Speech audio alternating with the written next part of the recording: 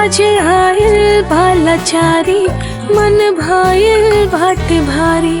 आज आयल बालाचारी मन भाईल बाटे भारी। आज छूटा ता हमरा से हमरो दुनिया। आज छूटा ता हमरा से हमरो दुनिया। कहियो आयल रही जहवा हम बन के कनिया। कहियो आयल रही जहवा हम बन के कनिया।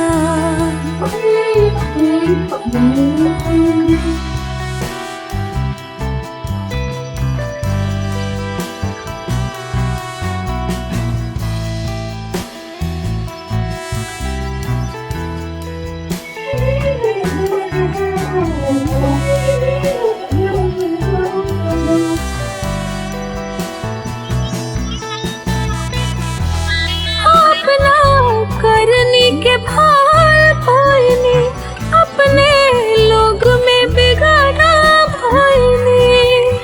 कब ना मुँह से हम ता अब केहू से बोली। अपना दिल के बतिया हम केकराया के खोली।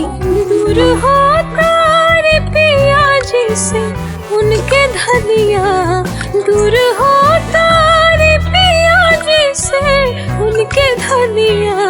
कहियो आयल रही जहवा हम बन के कनिया। कहियो आयल रही जहवा हम बन के कनिया।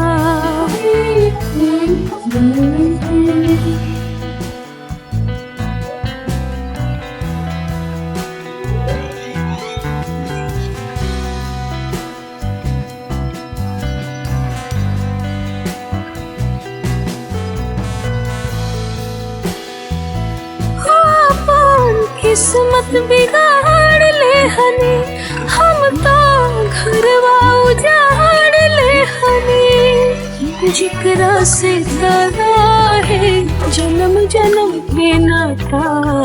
हमरा से अब वो है साथे छूटल जाता।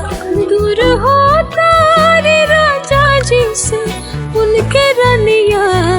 दूर हो तारे राजा जी से उनके रनिया।